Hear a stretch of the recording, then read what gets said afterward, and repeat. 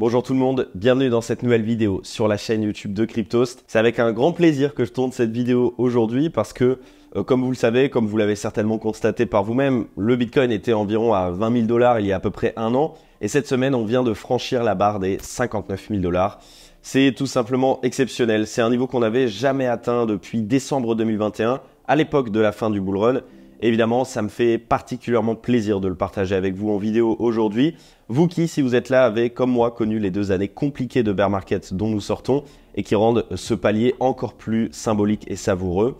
Donc vous l'avez compris, dans cette vidéo, on va parler d'actualité, on va parler de ce sujet de Bitcoin qui fonce toujours plus vite vers son record de prix historique. Alors, on va évoquer les raisons qui peuvent expliquer ça. On va essayer de comprendre ensemble où on se situe vis-à-vis d'un potentiel bull run et qu'est-ce qu'on peut attendre de 2024.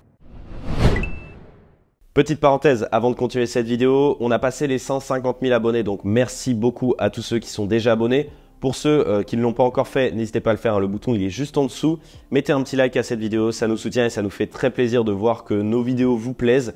Et même pour ceux qui mettent un petit commentaire pour le dire ou pour nous faire des retours, ça nous fait aussi extrêmement plaisir. Donc n'hésitez pas à le faire. N'hésitez pas aussi à rejoindre le Discord de Cryptost, il y a toute l'équipe qui est présente dedans, on peut discuter ensemble.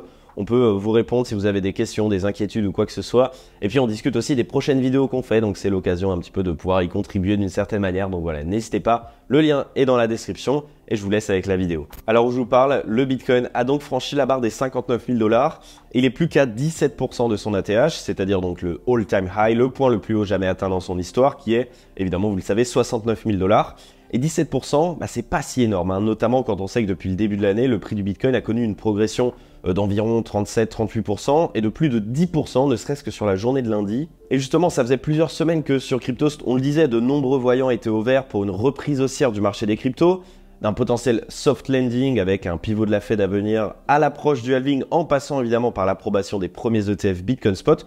Le contexte était clairement favorable à cette hausse du Bitcoin. Et justement, en parlant des ETF Bitcoin Spot, il y a beaucoup de choses à raconter sur ce sujet parce qu'ils font partie évidemment des principaux facteurs qui peuvent expliquer cette récente hausse. Et au cours de la journée de lundi de cette semaine, ils ont connu des volumes records qui ont tout simplement dépassé ceux de leur première journée d'approbation avec 2,4 milliards de $, ce qui est évidemment exceptionnel.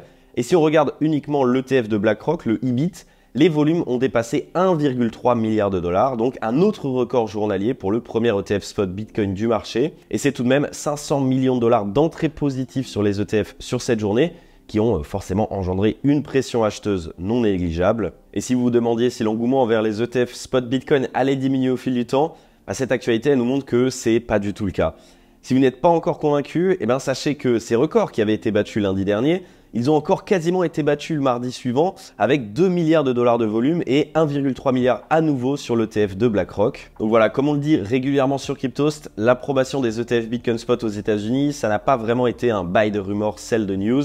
Ils ont plutôt été une étape qui marquait le passage vers une nouvelle ère pour le marché des cryptos et particulièrement pour Bitcoin, qui symbolisait l'institutionnalisation de cet actif et d'une certaine manière sa reconnaissance réglementaire aux États-Unis parce que oui, désormais, Bitcoin est enveloppé dans un produit d'investissement qui est régulé et qui est accessible aux investisseurs institutionnels et particuliers. Et ça change évidemment la donne. Et justement, à l'heure actuelle, tous les canaux ne sont pas encore ouverts pour voir ces investisseurs particuliers se positionner sur les ETF. Parce que oui, les courtiers, les banques, les conseillers en gestion de patrimoine, à l'heure actuelle, ils n'ont pas encore la capacité de proposer ces ETF à leurs clients. Alors, imaginez ce que ça pourrait donner dans quelques semaines quand ça sera le cas. Enfin bref, je m'égare un petit peu, mais vous avez compris, cette hausse récente du Bitcoin, elle est forcément due aux ETF Bitcoin Spot d'une certaine manière, et leur impact, il n'est pas encore parfaitement tangible. Et il y a un autre élément d'actualité dont je voulais vous parler aujourd'hui, c'est MicroStrategy, qui rempile une nouvelle fois, qui rachète à nouveau du Bitcoin, pour la deuxième fois d'ailleurs au cours du mois de février. Et cette fois-ci, ce sont pas moins de 3000 BTC qui ont été achetés par l'entreprise de Michael Saylor à un prix moyen de 51 000 $, donc environ 150 millions de $ supplémentaires qui s'ajoutent à la trésorerie. Et ça les emmène à la barre symbolique des 10 milliards de $ de Bitcoin détenus dans la trésorerie de l'entreprise. Et c'est quasiment 1% de la quantité totale de Bitcoin en circulation. Et ce que je trouve exceptionnel en fait, c'est ce pari qu'a fait Michael Saylor, ce pari de croire en Bitcoin, de mettre toutes ses billes dedans, un pari qui était ultra risqué mais qui pourrait s'avérer évidemment extrêmement payant pour lui et pour son entreprise et qui mériterait clairement d'être adapté en film au cinéma. En tout cas, si vous vous inquiétiez ou vous questionniez sur le positionnement de MicroStrategy face à cette hausse récente du Bitcoin, Eh bien non, ils ne souhaitent pas prendre des profits, au contraire, ils ont une vision très long terme, ils souhaitent continuer d'accumuler, à croire d'ailleurs que pour eux, 50 000 $, ça reste un prix abordable pour Bitcoin. Et pour terminer, le dernier élément d'actualité dont je voulais vous parler, c'est Donald Trump. L'ancien président des États-Unis a récemment tenu des propos plutôt favorables au Bitcoin, parce qu'il a expliqué lors d'une interview donnée à Fox News que de plus en plus de gens parlent des cryptos, parlent du Bitcoin, l'adoptent, et que ça ne le dérangerait pas qu'il pourrait, je cite, vivre avec. Alors bien entendu, il ne faut pas considérer Donald Trump comme un pro-Bitcoin sur la simple base de ces quelques déclarations qu'il a faites. Il ne faut pas oublier quand même qu'il y a moins de 3 ans, c'était ce même Donald Trump qui considérait que l'actif ressemblait plutôt à une arnaque. Mais c'est intéressant de voir que le Bitcoin fait désormais partie des débats, qu'il est considéré par les politiques et qu'il aura certainement sa place dans une course aux élections présidentielles à venir, où les républicains pourront peut-être jouer la carte de la sympathie envers la première crypto du marché, envers le Bitcoin, pour peut-être s'attirer quelques électeurs. Alors maintenant, on va sortir un petit peu du cadre des actualités, c'est ce qu'on fait dans ce nouveau format de vidéo, et on va répondre à une question que tout le monde semble se poser à l'heure actuelle. Bull run ou pas bull run? Où en est-on vis-à-vis de ce fameux bull run? Alors premièrement, si on regarde un petit peu en arrière sur les derniers cycles, le Bitcoin semble être un petit peu haut vis-à-vis de son ATH, alors qu'on est à 50 jours du halving. Et habituellement, on était plutôt de l'ordre de 30-40% de l'ATH à ce stade de développement du cycle.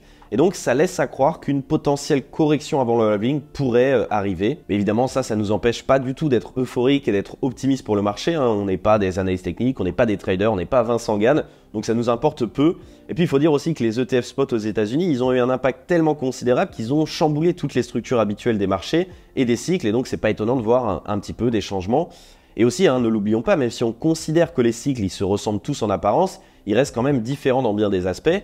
Si on prend un exemple, le Bitcoin, il n'était jamais tombé sous son précédent ATH dans un bear market. Qu'est-ce qui s'est passé en 2022? Il l'a fait. Et je voulais vous poser une question que vous devez vous poser aussi à vous-même. Qu'est-ce qui ferait le plus mal aux investisseurs? Que le Bitcoin retrace maintenant, qu'il sorte tous les gens qui sont trop euphoriques, mais qu'il offre aussi au passage des opportunités d'investissement aux retardataires, ou alors qui monte en flèche maintenant et qui frustre tous ceux qui s'attendaient à une baisse pour pouvoir se positionner? C'est une bonne question. Évidemment, j'ai absolument pas la réponse moi-même à l'heure actuelle, mais c'est intéressant de se la poser. En tout cas, toujours est-il que ce qu'on disait avec les ETF, pour l'instant, cette hausse, elle est portée par les institutionnels et évidemment aussi par nous, les anciens des cycles précédents. Et pourquoi est-ce que je dis ça? Parce que je pense que les particuliers, ils ne sont pas encore arrivés dans le marché et qu'on est encore à l'aube du bull run si celui-ci évidemment devait avoir lieu. Et pourquoi est-ce que je pense ça? Parce que si vous regardez les médias traditionnels, vous l'avez peut-être constaté par vous-même, il y en a encore très peu qui parlent de Bitcoin. Pourtant, il vient de nous faire une hausse de 150% en 6 mois, il est proche de son ATH, c'est la classe d'actifs qui performe le mieux. Et même, il y a un autre élément qui est très intéressant à regarder, c'est les recherches sur Google pour le mot Bitcoin. Elles sont encore extrêmement basses. Elles sont même en dessous des niveaux de mars 2023, alors que le Bitcoin était à 25 000 $. Donc ça montre que l'intérêt n'est pas encore exceptionnel.